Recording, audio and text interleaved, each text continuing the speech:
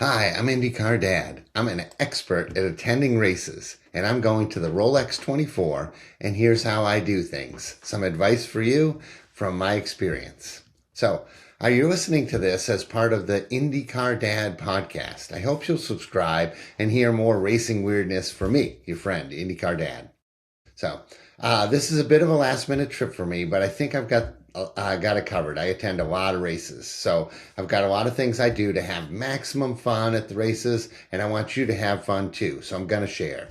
I really, the whole point of my whole project, the IndyCar Dad project, is to help people have more fun at the races. So that's what we're going to talk about here. So a lot of having more fun is to avoid some friction. So let's talk about some pre-prep. I definitely don't like to go into a race weekend without any preparation, but I'm not IMSA dad, I'm IndyCar dad, so some things I'm going to have to brush up on. So I prepare by reading the subreddit for IMSA racing. There's a lot of information online there, and there's a lot of people I'm not familiar with, so I like to brush up on what's going on and what people's opinions are and what sort of the storylines are as well. Also, those people are really helpful in what ticket to buy and what parking area to go, and they even have a meetup plan. So one of the things that I did was I looked up the meetup and I put it in my Google Calendar. I sort of run my life and my phone from Google Calendar. So this will remind me 30 minutes ahead of time that there's an event happening. Will I attend the Reddit IMSA Racing meetup?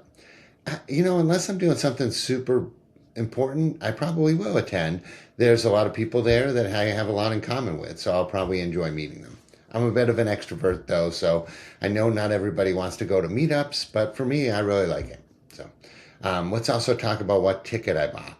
So this year, I bought a 2-day ticket with Garage Pass that was available. I'm not sure if it's available on race day, but it's available in advance. Last year, I had more time, and my favorite driver, Felix Rosenquist, was racing in the race, and he was going to be there Friday. So I got the 4-day pass, and I went on Friday, and they had like autograph sessions, and I got to see Fro, and I showed him a thing I made. I made this Fro, big afro thing, and it was a big hit. So I had a great time on Friday as well.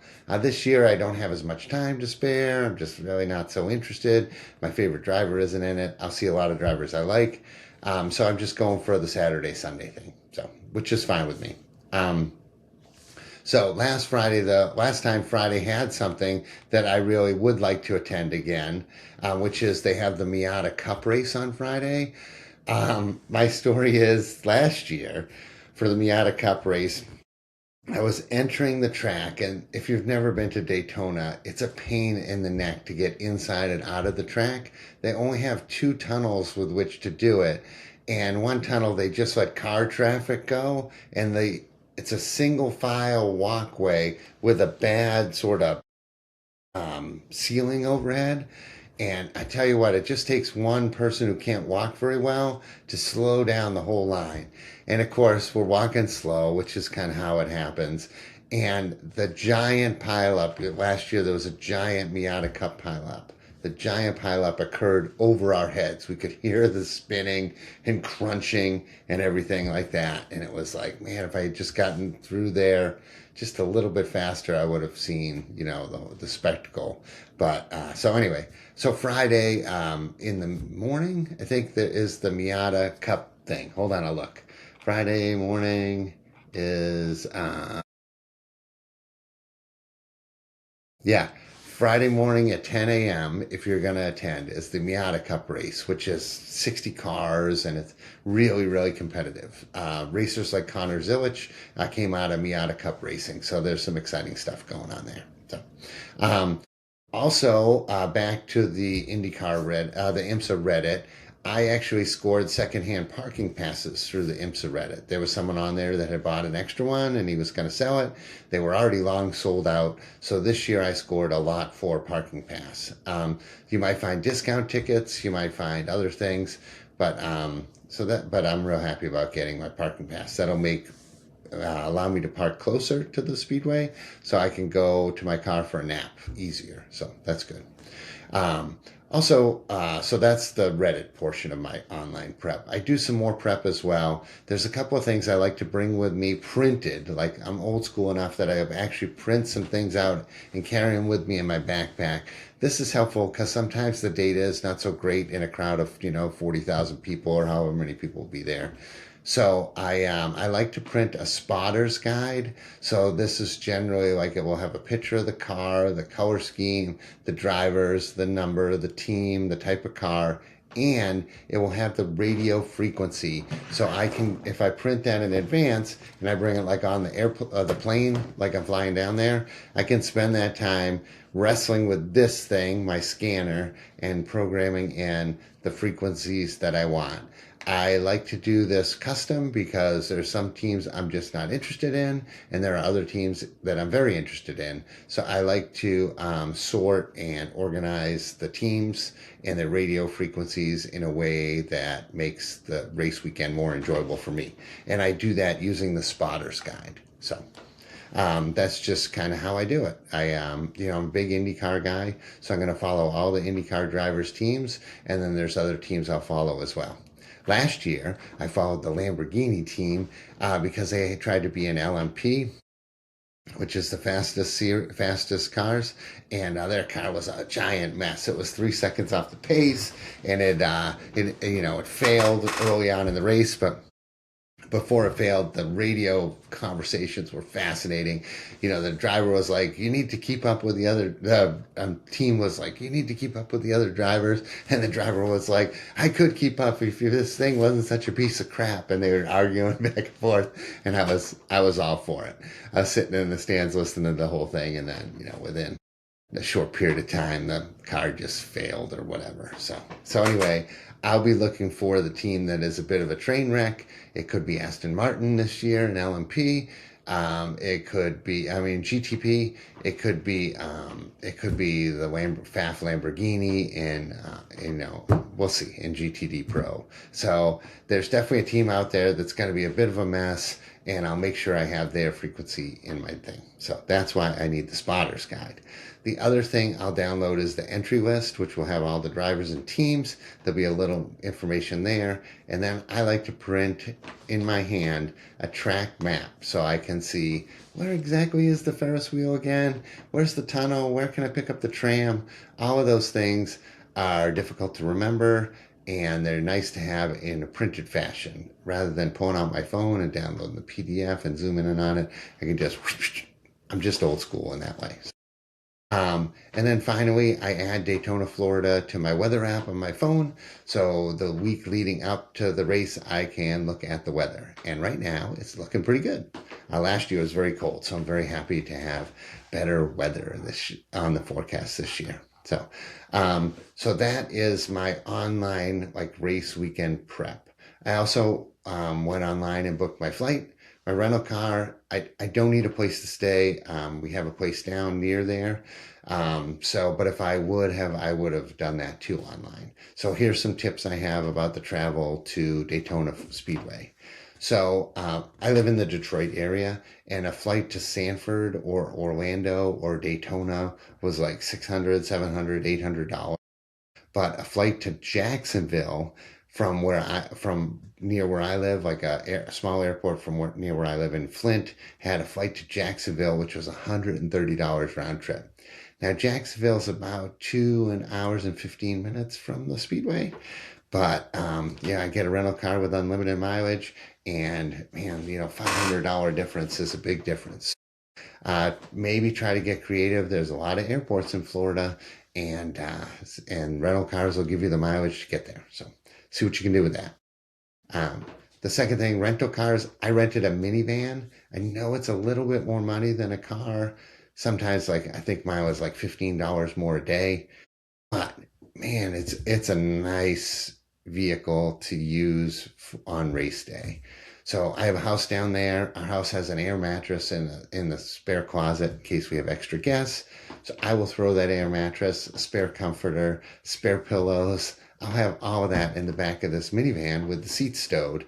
I'll have a cooler in there. I'll be really set. If I get tired, I can go out and get some rest in the minivan. So consider the comfort of a minivan and the flat rows. By the way, I've rented all the minivans, and the Chrysler minivan, you may not like Chrysler, I'm not a big fan. The Chrysler minivan has the flattest floor when you fold down all the seats. They call it stow and go, and it's fantastic for sleeping in. So if they if they say pick any minivan out of this row, you walk right up to that Chrysler and you grab it. So that's my advice. Um, and then the next thing is my experience with the Daytona area is that there's so many hotels there that the Rolex 24 isn't going to crank up hotel prices, like nothing like the Indianapolis Indy 500 does or anything like that. So you shouldn't have to pay too much to get a hotel near Daytona. So that's some travel information. So I do have a house not too far from Daytona. It's about an hour north in St. Augustine. So I know a lot about the area. So I'll try to give you some advice on that. So we're going to talk about the Daytona area. So as you can imagine, around the Daytona International Speedway, there's a lot of racing related stuff. So if you're a race fan like me, like you can find a lot of things to do. There's racing cafes, and there's a really good indoor go-kart track. It might get crowded around a race weekend, but it's a good place to go. Daytona Beach is a great place to stay. So if you're looking to stay a couple of days and you want someplace good to stay as close to the beach as possible. It is a really nice beach, and although late January isn't the greatest beach time, for a Detroiter to go down there, it feels like summer when I get down there. Even if it's 65 degrees, I'm walking around in shorts and a t-shirt, and I like to get my toes in the water too. So this time of the year, the water temperature is going to be about 63 degrees. That is about 10 degrees colder than a swimming pool. So it's definitely like you could go for a dip comfortably. If you want to learn to surf or anything like that, you'll probably want to wear a wetsuit. And if you want to learn to surf, there are surf shops in the area that you can take a lesson, and that lesson will include the board, the wetsuit, everything you can. So you'll find beginner-friendly surf in the area.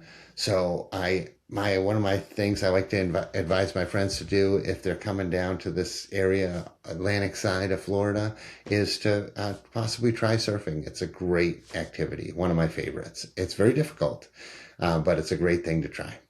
The second thing you can do, surfing's not for everybody, but everybody likes a long walk on the beach, right? Isn't that the trope? So, and I have some advice. I do a lot of beach walking, and I have only one requirement. If you came with me to the beach, which I would invite you to come with me to the beach, it's one of my favorite places, you got to take off your shoes and socks. I'm not kidding you. The thing about walking on the beach is to get your toes in the wet sand and in the water, and until you do that, you have no idea what you're doing. It's just one of those things. So go for a walk on the beach. Enjoy your time in Florida, Eastern Florida, the Atlantic side of Florida.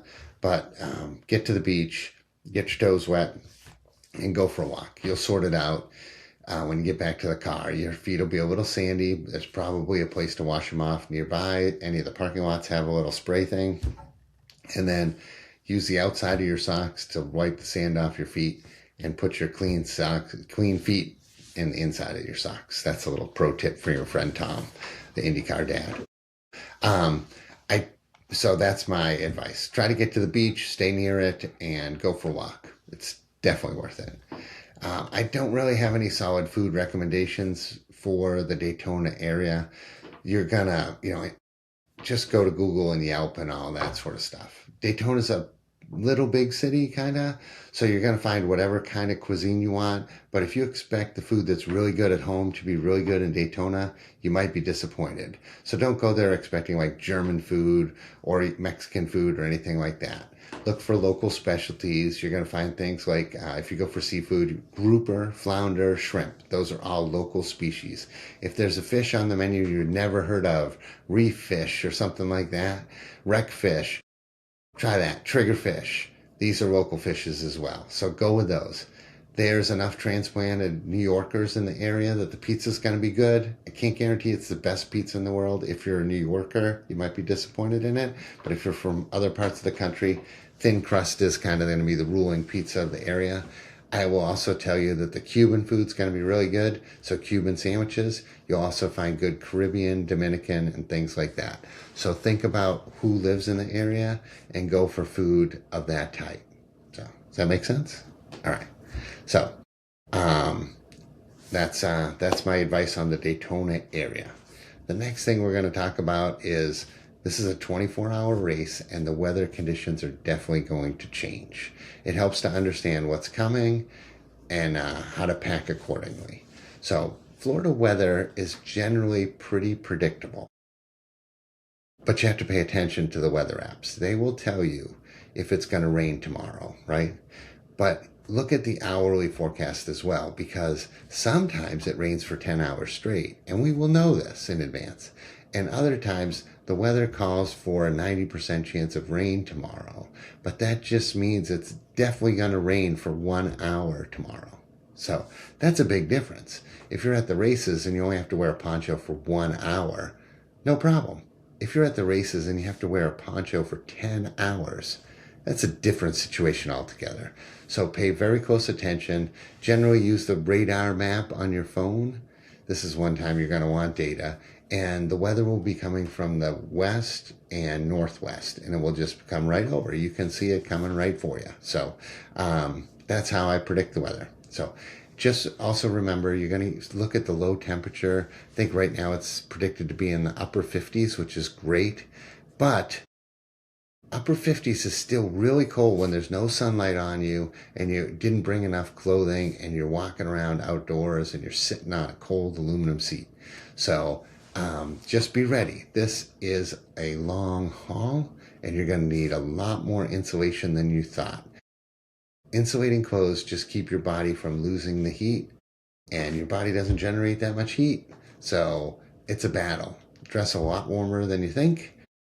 And that's going to be the overall advice. Last year, a lot of people learned this lesson. It was cold. Florida cold is a little, it's cold. It's really not that it's Florida cold. It's that it's nighttime cold and there's no light and there's nothing to add heat to you. And you're only your body versus the outside air. And it can be quite windy at the speedway. So it's tough. It's tough. Be ready. I think everybody will have told you that, but I'm just one more person to warn you. So let's talk about more ways to treat your body right.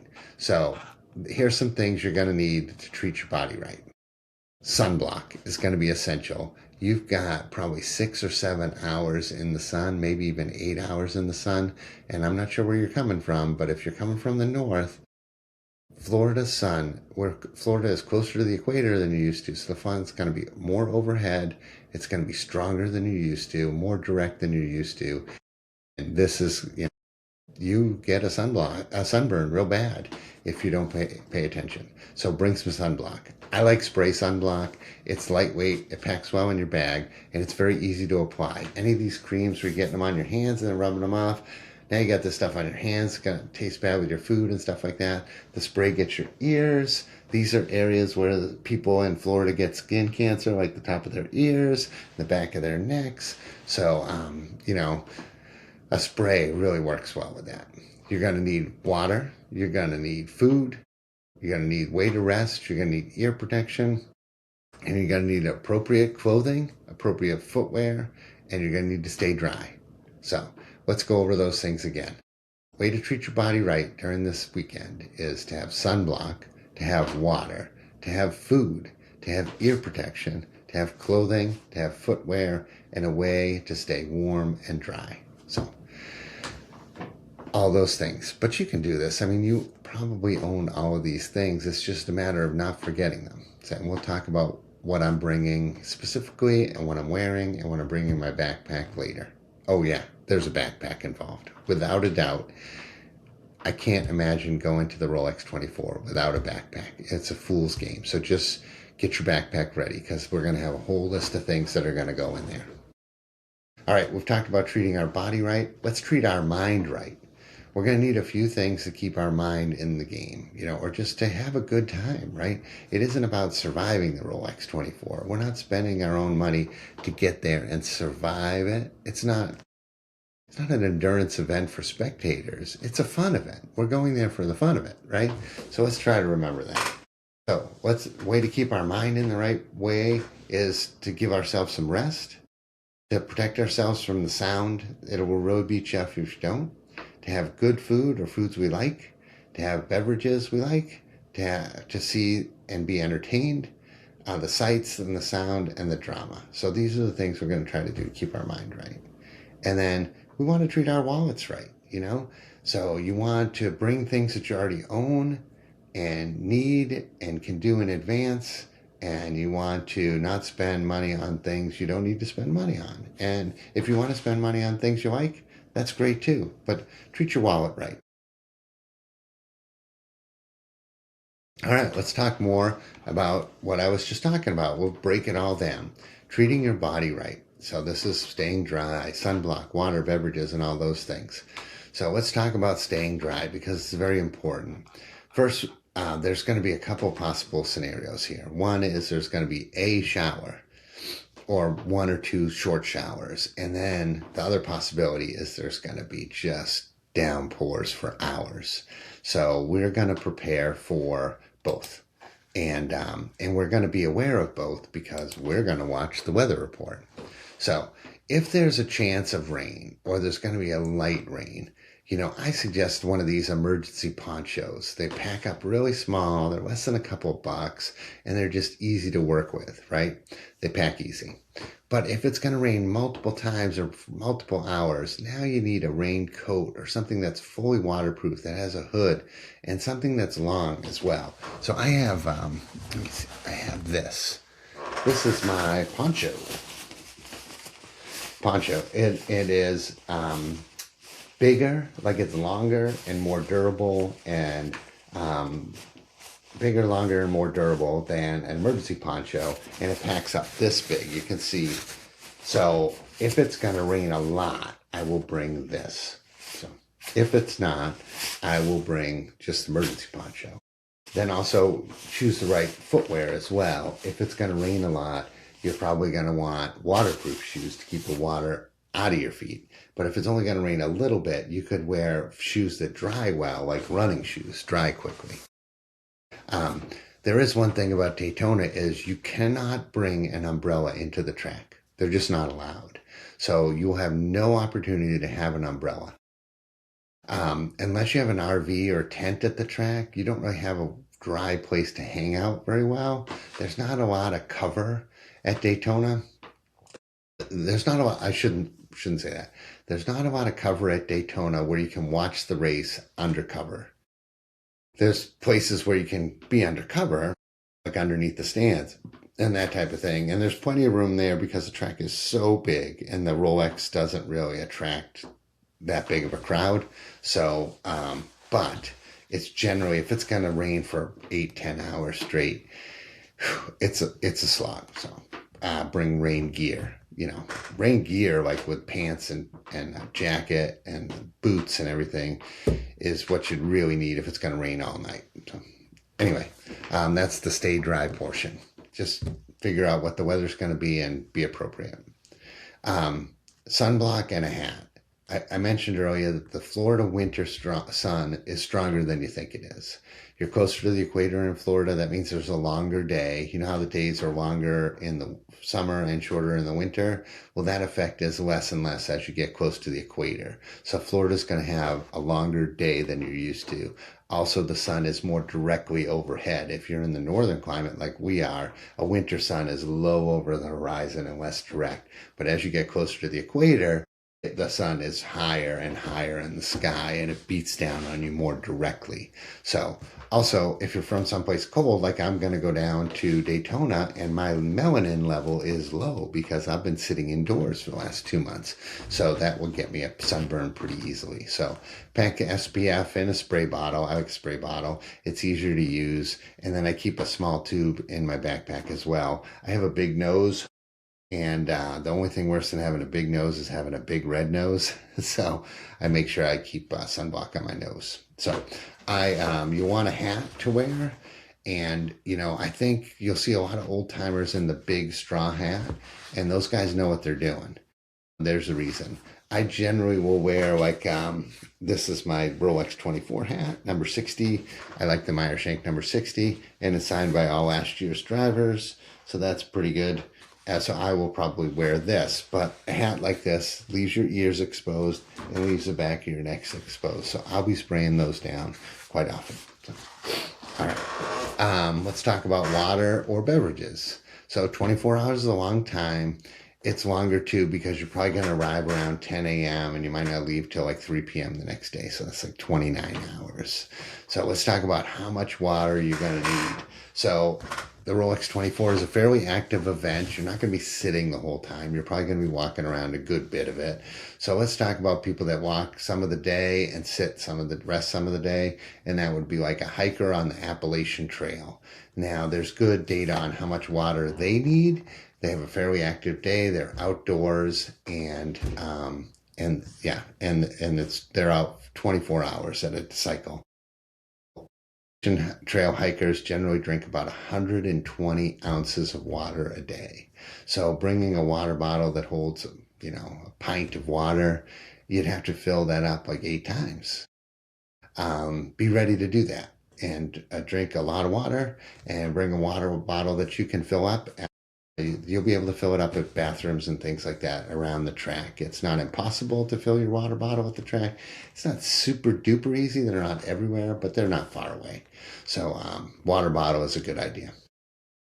All right, so now we're hydrated, we're blocked the sun, and we're dry. Let's talk about my favorite part of the races, which is food.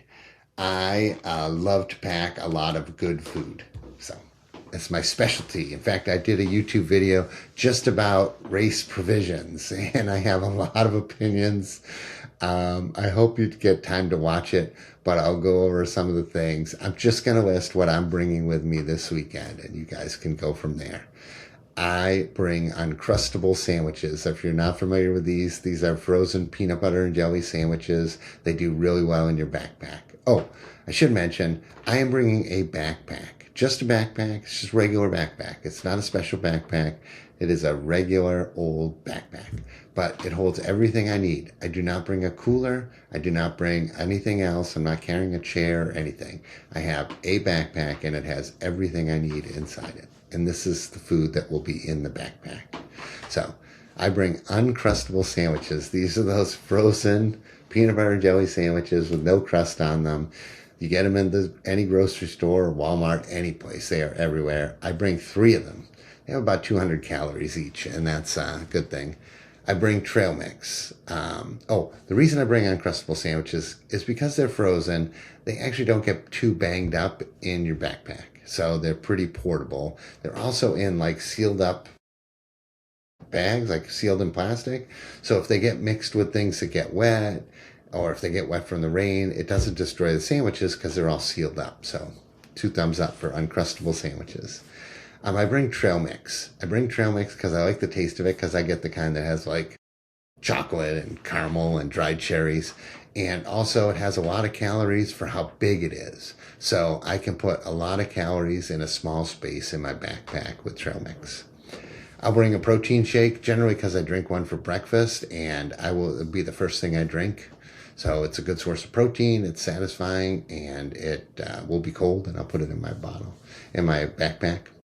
I bring 2 bottles of water, and I bring them frozen. So I do that for a couple reasons. 1, so I can drink the water, and 2, because they keep my stuff cold. So I like to bring a couple bottles of frozen water. And I don't have a cooler with me. I just have my backpack, but the food area of the backpack will have these 2 frozen bottles of water, and they'll be keeping everything cold. And as the day goes on, those frozen bottles of water just turn into cold water, which is good. So I usually go and get a Walmart sub. Again, these are sealed in plastic. I get the Italian sub, or maybe it's a different one, but it's sealed in plastic, so it can go in the backpack, and it doesn't get wet and soggy. It's not like Subway where it's going to get soggy. It's set up to be kind of carried in a wet environment. So that's good. I'll probably bring carrots or celery sticks just to snack on if I want something healthy. I like Snickers bars, again, because they taste good and they have good, decent calories in them. I don't bring potato chips. They take up too much space. I don't bring any chips. I bring either Pringles, because the tube doesn't take up too much space, but actually my new favorite is Goldfish crackers, because as you eat the bag, it gets smaller and smaller and smaller. It takes up less and less space. I will bring as much beer as I want to drink, which for me, I don't drink much beer, so there's probably like 1 or 2 beers in my backpack. That's really all I'll have. If I was a big beer drinker, I'd lug the beer around, I suppose. I see everybody doing it, but I'm just not a huge drinker, so there you go. I'll tell you what, though. If I ever had an RV and an RV parking spot on the infield of this track, or if my car was in the infield of this track, I would have that son of a bitch stocked so high. If my car was in the infield of Daytona, I would have every snack in my house. I would bring it to the raceway, and if I didn't eat it, I'd bring it right back. But I'd have a cooler, I'd have a camp stove, I would have all of the stuff. When I go to like Road America and I'm camping there, I'm set, I'm ready to go. But at the Daytona 24, I'm living out of my backpack and I'm packing things that I like, that don't take up too much space, that provide a lot of calories, because I'm going to need a lot of calories at this thing. So there you go. While I'm at the track, I plan to get like a cheesesteak sub. I think I remember there's a cheesesteak place at Daytona. My memory could be wrong, but I think I remember getting a cheesesteak last year and really enjoying it. So I'm planning on getting a cheesesteak. I hope I'm not imagining this, because I'm really looking forward to that cheesesteak. So I don't know what time I'll get that, but it'll be sometime. Last year I attended something called the Taste of the 24, which is a charity event where like local restaurants come and serve like appetizers. And it's like an appetizer stroll where you go to like 10, 15 different rooms and they're serving up like little appetizers. It was really fantastic. And the food was delicious. I think it happens around 6 or 7 p.m. and it's put on by NASCAR charities. I really did enjoy the Taste of the 24 last year, but I'm actually not doing it this year because it took a couple of hours to do it, and during those couple hours I had no idea what was going on in the race, and that's where I kind of lost the plot on the race. Like I wasn't paying attention, and I tried to pick it up later in the evening, and I kind of didn't really get back in the swing of things. So this year I'm going to be walking around the infield and checking things out between race start and let's see. Okay, we're still taking care of our bodies. We're talking more and more about this. I'm sorry if this keeps going on, but it is a podcast and I'm trying to tell you everything I know. Rest. Your body needs rest, and last year I kind of ran out of steam and didn't do a very good job of resting. I never went back to my car and I never laid down anywhere to just rest. I was just go, go, go, go, go. I went from race start. I walked all around. I went to the Taste of the 24. I did all this other stuff. I went through the garages and I was beat.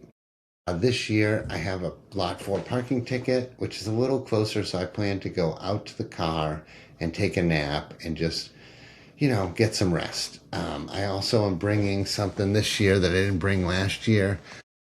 This device is like, do you know what a Thermarest is? It's like air mattress pad that you sleep on when you go camping. This is the tiny version of that. It's for your butt. So it's a little, like, how you see people at a high school football game or even a race and they bring like that butt pad that they have to sit on? That's what this is. It's an inflatable, very portable one. So I'll have this in my backpack so that when I sit in the stands, I don't get really sore. And if you want to lay down someplace like on a bench seat or something, you can put this under your head and it's kind of pillow-like. So it's part of my rest plan. I'll either be comfortable in the seats, which I wasn't last year, even though the stands have like a bucket seat, like a regular stadium seat. They're not comfortable. I also didn't have a way to lay down, and it was very cold. And then the third thing was I didn't have a place to go and really lay down. Like my car was too far away. So my rest plan is improved. The biggest improvement I'm making from last year to this year is my rest plan. Let's talk about hearing protection. I'm an IndyCar guy. Usually I go to IndyCar races. IndyCars have a turbocharger between the engine and the exhaust, and I would call them loud, but not exceptionally loud. You cannot say the same thing for IMSA cars. IMSA cars have no turbocharger most of the time between the engine and the exhaust. In fact, there is nothing. They're open exhaust, and they are loud as hell. So, even at IndyCar races, I wear hearing protection because when I was younger, I did not, and now I don't hear very well. In fact, I probably say the words, what, at least 20 times a day, and it is probably one of the bigger negative effects on my life. So, I'm going to warn you, I'm 55 years old, and I've already lost a lot of my hearing because I was too much of a race fan, and I rode motorcycles without earplugs and things like that. So you got to protect your hearing. Once it's gone, you cannot get it back. There is no surgery or pill you can take to get your hearing back. My hearing will never come back. I have a mom. She uses hearing aids. It's unbelievably annoying for her and for us, and I'm probably going to be that person. So don't do it. Don't do what I did. Protect your hearing. So I protect my hearing now because I'm trying not to let any more fall off. What I wear is I wear noise canceling headphones that I plug into my scanner.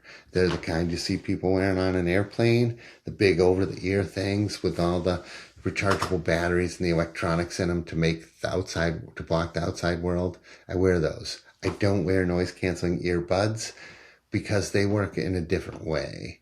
And, the ones that go over your ears are more protective of your hearing. So look for something. They have a decibel rating for how much they're going to cancel. And my headphones cancel 35 decibels of sound, which is a lot. Plus, they also allow me to listen to my scanner at the same time. So I can find out what's going on in the race, and I don't have the sound pressure in my ears. So take my advice, please. Noise canceling headphones or some sort of ear protection. I see people with those ones you wear when you mow the lawn where they have an FM radio because the races broadcast on FM. Wear that. It's a world of difference. Please don't let me see you without ear protection. As a last resort or as an emergency thing, I have a pair of those orange earplugs in my bag, and I will put those in. I don't like to wear them for 24 hours because they make the earwax in my ears clog up and everything like that. So, but sometimes, if I have to recharge my noise canceling headphones or anything like that, I'll wear them for a while. So there you go. Ear protection. Important stuff. For glasses, I bring my prescription glasses. I wear them to see far, far away and to read at long distances. Listen, I'm paying to watch a race. I'm going to watch this race. So I'm bringing my prescription glasses and prescription sunglasses. I'm paying good money for this, and I'm going to see what's going on. I'm not going to be squinting and wondering which Cadillac that is and what number that is or what's the leaderboard say. Just bring your glasses. This is what you're doing. I wear them to the movies too, right? All right, clothing. So for clothing, I layer it up. The morning is going to be pretty cold, and then the afternoon is going to be really warm, and then the evening is going to be very cold again. So I also like to wear fun clothing. So I'm wearing it right now. I wanted to show off these are my pulloveralls. They're Alex pulloveralls, right? I make stupid clothes. I also made this. I'm very proud of my dumb clothing that I make. So I also made this. This is, I want to show you. This is instead of Kiffin Simpson, this is my Kiffin the Simpsons shirt. So I invented this too. My two clothing inventions. Sometimes I wear a fro, but Felix Rosenquist isn't there. So I'm just going to wear my Meyer Shank number 60 hat. But I'm layered up, and I got like a IMSA t-shirt underneath. So I probably will have one more layer. I'll probably have a t-shirt, then I'll have long sleeve shirt, then I'll have this hoodie, then I'll have the overalls, and I will have my rain jacket or rain poncho, depending on the weather. So layers, really good. Just so that I can adjust for everything. So I will say when it gets really hot, like if it's hot midday, I will take off this sweatshirt and I will tie it around my waist. It probably won't fit in my backpack. I know that it won't fit in my backpack because my backpack's going to be full of food. But you can always tie a hoodie around your waist, and that works really well. So and just try to keep it with you. You can always kind of tuck it into the strap of your backpack if it's really hot. But I've always been pretty comfortable with this setup, so I think it will work for you as well. Just something that the sort of experts do. As far as footwear goes, I'm going to walk 10 miles in this 24 hours. I'm sure of it. 10 miles. I'll be standing at least 14 hours. So I am going to be wearing the most comfortable shoes I own. There's no doubt about it. The most comfortable shoes I own. I'll try to look nice and I'll try to, do these things, but I am definitely not wearing flip-flops or anything that slides on my feet or would make blisters. And I am wearing my favorite pair of socks because I want the moisture wicking and I want the thickness and I want the comfort and I don't want my toes scrunched and all of that sort of crap. I'll be wearing some good footwear on race day. And I think you should too. All right, let's talk more about taking care of our bodies. And one thing I want to do is I don't want to carry too much stuff. So the best way I see people of ruining their time at the races is on the how much stuff thing. Some people don't bring enough stuff and some people bring way too much stuff. So we want to strike a good balance. If you do this perfectly, you will use everything in your backpack and you won't want for anything. Now that's hard to achieve, really hard. But that's kind of, after years of going to lots of races, I'm going to tell you what I'm bringing to the Rolex 24 and you can decide if that's for you or not for you. So here are things I will not be carrying. I do not bring a chair. Nope. I have the lightest of the light little packable stools. It weighs a pound, maybe a pound and a half. It's a tiny little thing, folds up. I have maybe a 2-pound camp chair, super light, really nice. And when I go to mid-Ohio, in a place where I'm going to sit on the hill for a long time, I will bring that chair because there's no stands there. But it's not worth it at Daytona. Anywhere you want to sit and watch the race, there are seats, pretty much. And anywhere that there aren't seats, you need to stand up because there's a cement wall in the way of the racetrack. So a chair is not very good. I know some people bring a step stool to Daytona. The photographer types bring a step stool. I'm not a photographer type. I'm literally going to be taking photos with my phone. And nobody's ever going to want to see them. I just went and looked at my photos from last year and nobody ever asked to see those. I might have posted them on my social media or something, but I'm just there to watch it. I'm watching it with my eyeballs. So I don't need a chair. I don't need a step stool. Okay. I'm not going to carry a ton of beers all day either, right? I'll bring the one or two I know I'm going to drink. And if I happen to meet up with some people that want to drink some more beers, I'll buy beers. Or if I happen to meet people that have an RV full of beers, I'll take their beers. I'll pay it back at another time or take care of them in some other way. But I'm not carrying, I am not going to carry 15 pounds of beer around all day. It's just crazy talk. So I don't bring a cooler. In fact, I don't bring anything in my hands.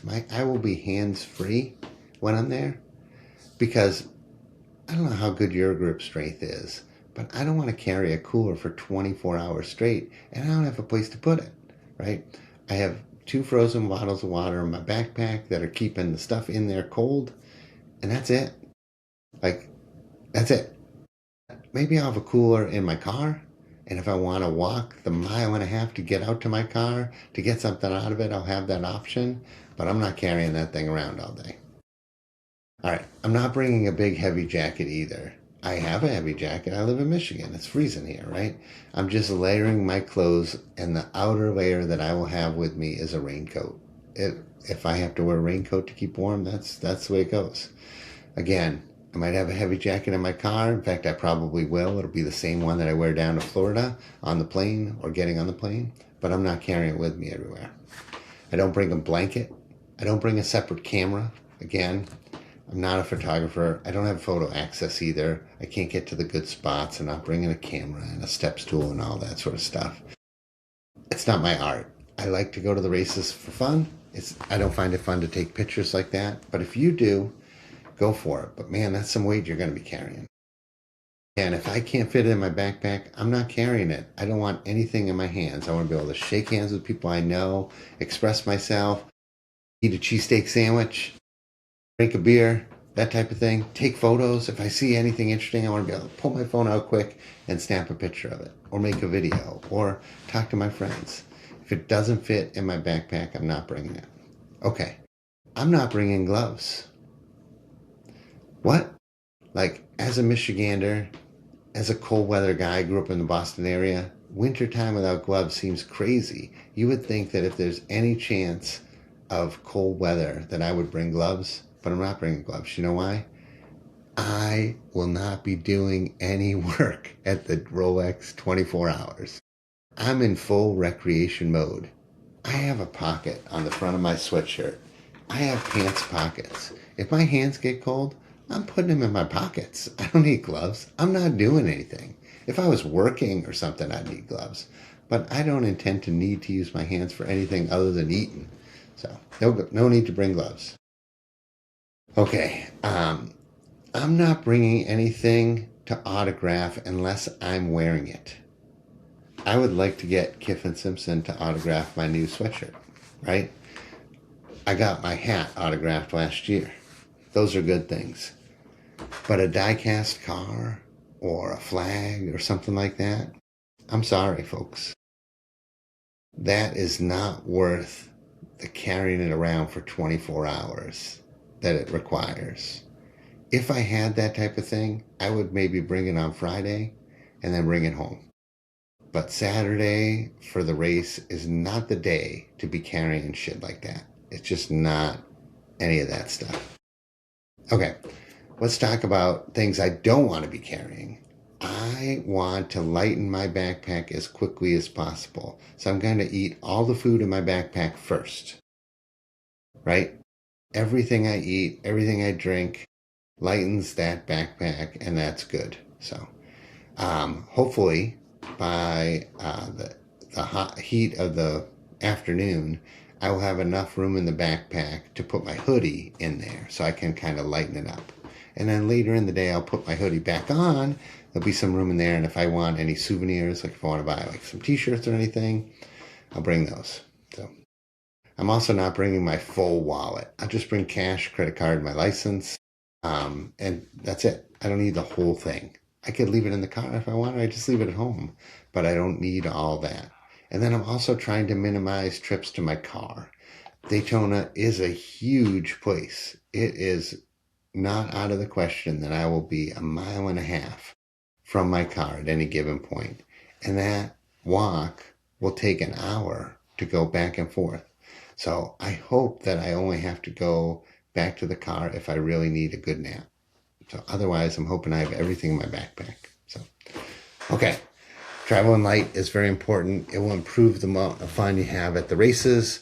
I hope that you can fill a backpack with only the things you need, not the things you don't need. And I hope it's not too much of a burden for you. Mine is not really that heavy, so I don't really ever sweat carrying it around. The food isn't heavy. The only thing that makes it heavy is a lot of drinks, and I try to avoid too many. So I can always buy beers at the racetrack. And honestly, after you've had a couple of cheap ones from your backpack, buying one isn't really the worst thing that ever happened. All right. The Rolex 24 is fascinating, and there's lots of great things to see. So let's talk about some cool things to see. So that's why we're going. I'm sorry I'm giving you all these warnings, and it has been a bit of a Debbie Downer, but let's talk about the cool stuff there is to see. First, if you get there early, you can see all of the cars prepped, and everybody's ready, and the teams are getting excited, and they're rolling out. Just stay out of their way, but the garage pass is worth it. Those guys are under a lot of stress and time constraints. Just stay out of the way and enjoy yourself. So I'll probably get there around 10 a.m. just to sort of see final cars moving around and that type of thing. That's plenty early. Again, start is at 1:40, so it's not like you have to get there at 7 or 8 in the morning. Nobody's even going to be there. So the second thing that is cool to see, I'll just go in order of time, is that the driver introduction started 11:15. So you can go down on the front stretch lawn for this, and you can see the drivers introduced and all that sort of stuff. There'll be a stage, and you can get pretty close to it if you really want to, or hang back and watch it. So at 12:15, they'll have rolled all the cars onto the grid, and then the drivers come down afterwards after they're introduced onto the grid, and then that goes on for like an hour. The drivers are out there standing with their cars, and their teams are there, and people can walk around and sort of chit the chat a little bit with them. They're usually roped off, but you can usually see them and talk to them. So last year I saw my guy Felix, and we were chatting. So I thought that was pretty nifty, and I'm going to go down there this year as well and catch up with some of the drivers that I like and say hello. Some of them recognize me, and I recognize almost all of them. So hopefully we'll have something fun to talk about, and I'll get feeling for their vibe and if they're excited about the 24. So, around 1:30, the race is gonna get started. So before that, like say 1:15 or so, you can get to the stands by walking across the racetrack. They will shut this down at some point, but my advice is to get across the racetrack while you still can walk across the pavement. It's kind of cool to go up the front stretch, like the banking of the front stretch. It's not too steep, but also it saves you a ton of time. The only other way to get from the area of the pits to the grandstands is through the two tunnels that are at turn 4 and turn 1. It's literally like an hour walk, 40-minute walk to get from one to the other. Daytona International Speedway is a horribly designed venue. It's impossible to get from the stands to the pits in an efficient manner. So before the race starts, they actually let you walk across the track to do it. So my advice is you probably want to watch the race start from the stands, and the time to get across the track is before the race starts at the time of the grid walk, at the end of the grid walk. So hightail your way up to the stands, get a great seat. 1:40, this thing will start. I mean, it's TV time. It will start at exactly 1:40, and you want to be at the stands where you can see the track from up high to watch it. So, and that's the time to watch some great racing. You know, everybody's on fire, they're excited, and they're racing hard. They're trying to set the pace in the first hour of the race, and it's a great time. So from 2 to 3 o'clock, I'll be in the grandstands, watching everything unfold and paying attention. Hopefully at that time by 3, I'll have my radio all tuned in, and I'll have everything tagged and know who all the teams are and everything, and be able to listen to it. So at 4 o'clock, there is a meetup in the infield that I'm planning to attend. So I will probably take a tram from the grandstands to the infield and go and hopefully make that meetup. There's a group of people I've met at some of the races, and they do like bracelet swaps, kind of like Taylor Swift fans do like bracelet swaps. So I made not really a bead bracelet kind of guy. So I made some leather bracelets. They say Indycar Dad's Indycar Fam on them. So I can just see that. See? Indycar Dad's Indycar Fam. And so I'm going to swap these at 4 o'clock. So supposedly it's opposite the Budweiser something or other. I'll tell you more about it later. So that's where I'll be at 4 o'clock. After 4 o'clock or 5 o'clock or whatever, I'm going to walk around the infield. I'll go down the horseshoe, sit in the stands there, walk down the back stretch, see if I see anybody in the camping area. I know I'll probably ride the Ferris wheel, stop by the fan zone, have a good time. By then I'll have eaten all my food. Maybe I'll get that cheesesteak and then maybe buy some souvenirs. So I'm not going to the Taste of the 24 event. That does start at 6 p.m. and it's up in the suites, which is above the grandstands. So last year I never went to the infield from there. I went from the start, which is at 1:40, watched the racing, and then at 6 p.m. I went up to the Taste of the 24, which I do recommend. I'm just not doing it this year. So that's my schedule. So I'll walk around the infield. I'll probably go get a rest, see what's going on in the garages, during the race. Check out any of my teams that I'm following on the radio. Need to go back in the garage. I'll go watch that happen. Try to, I don't know, just see what's going on. Just watch all the stuff. Okay, so finally, I'm going to go over exactly what's in my backpack and what I'll be wearing. So in my backpack will be sunblock, noise-canceling headphones, a scanner, a printed version of the track map, a printed version of the spotter's guide, 2 frozen bottles of water that will be keeping everything cold. There'll be snacks, food, drinks. There'll be a packed-up rain jacket or poncho. There'll be a koozie. Oh yeah, I didn't mention a koozie. Keeps your beer cold, It also keeps your hand warm. I'll probably have a phone charger or battery back in there, battery bank. I'll have a Sharpie to get anything signed. I will have my inflatable chair pad. I'll have a glasses case with whatever glasses I'm not wearing. So if I have my prescription clear ones on, my sunglasses will be in the case. If I have my sunglasses on, the clear ones will be in the case. And I'll have spare ear protection. What I'll be wearing, I will be wearing comfortable shoes. I'll be wearing wicking socks. I'll be wearing long pants. Actually, these pulloveralls. I'll have a t-shirt. I'll have a long sleeve shirt. I'll have a hoodie. I'll have glasses, sunglasses, I'll have a hat, and I'll have my back. All right, so let's talk about what time to get at the track. So I'll be the first to admit I've done this badly in the past, but this is my experience. First, the race starts at 1:40. So this is not like a get up at 7 a.m. type of deal here. So I plan to arrive at the track about 10 a.m. I have a little bit of time that way to walk through the garages, see the cars rolled out. Also, it takes a little while on the first day you get to Daytona to turn your electronic ticket into like the right wristband or lanyard or whatever you got. So your first day there is going to take a little longer. So I probably will get there a little before 10 a.m. But if I had been there Friday and had my weekend pass all taken care of with a wristband, I would be more apt to show up at 10. So, that way, I hopefully will get through the stupid-ass tunnel from the parking lot to the tunnel. Takes probably 20, 30 minutes because it's all backed up. It's ridiculous. It's the worst part of the experience, honestly. So hopefully I'll get to see driver introductions at 11:15, do the grid walk at 12:15 till about 1 o'clock. Then I'll go up into the stands and watch the race. So, the meetup at 4 p.m. is across from the Budweiser Bistro. I think that might be in the fan zone, but I'm not sure. But the Budweiser Bistro at 4 p.m. So it's organized by someone that organizes meetups at Indycar races. So I'll be there. Hopefully I won't be the only one. But in the past, there's been, usually 20 or 30 people there, and they're nice. I'll probably recognize a couple of them and have somebody to talk to.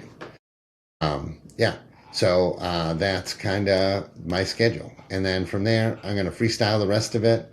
In the middle of the night, if I'm too tired, I will try to sleep in my car. If I'm really sick of it, sometimes I'm just not that interested in racing for 24 hours. I really like racing, but, just like a food you like, you might get sick of it.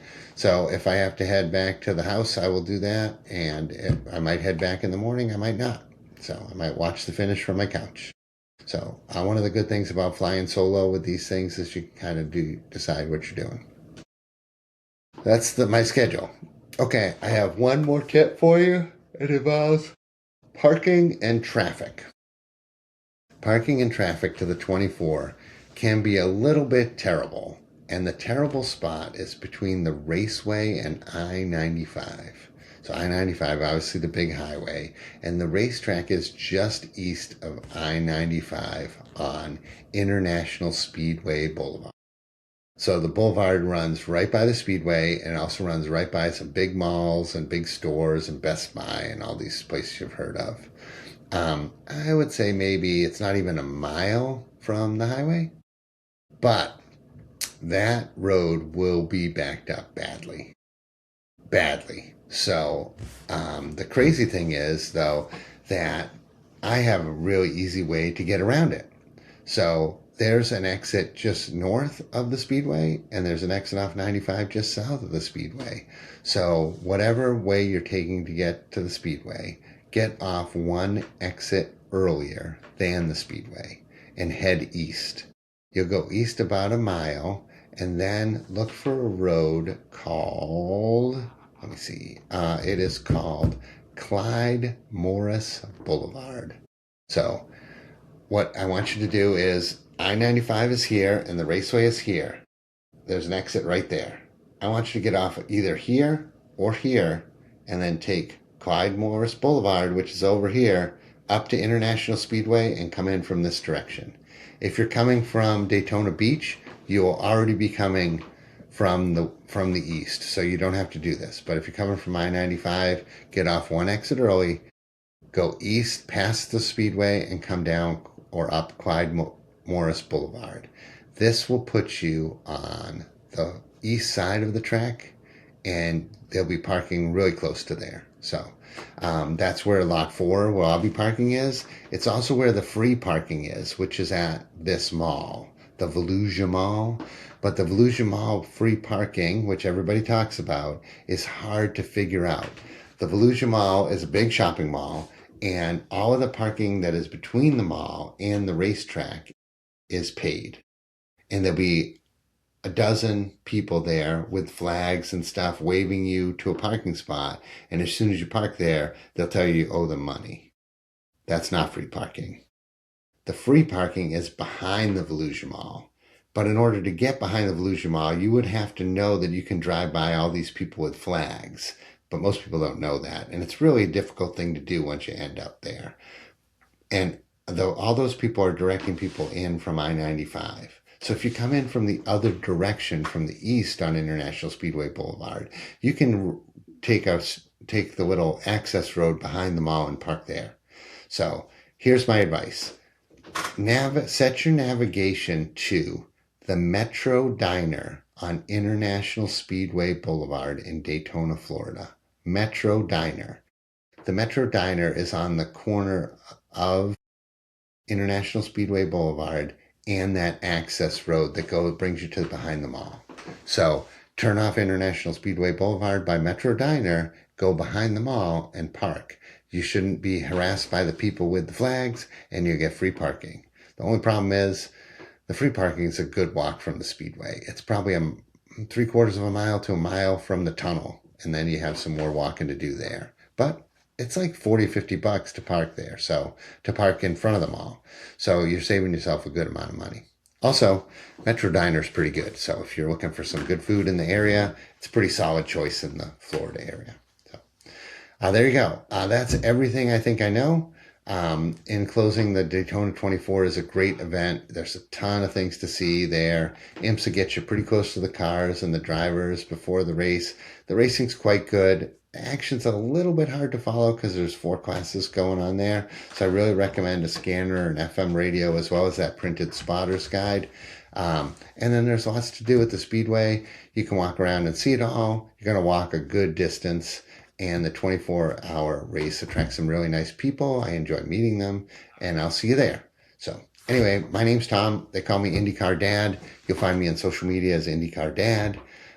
This is my podcast. I appreciate you listening and watching. It's on all the networks. And I also post some funny stuff on Instagram more often. There you go. Oh, the other thing is, I'm actually really friendly in person. So if you see me at the races, please say hi. I really do want to talk to you. We have a lot in common. We're both big race fans. So we'll have a nice conversation. So hope to see you. Enjoy the 24-hour race, everybody. I know I will be.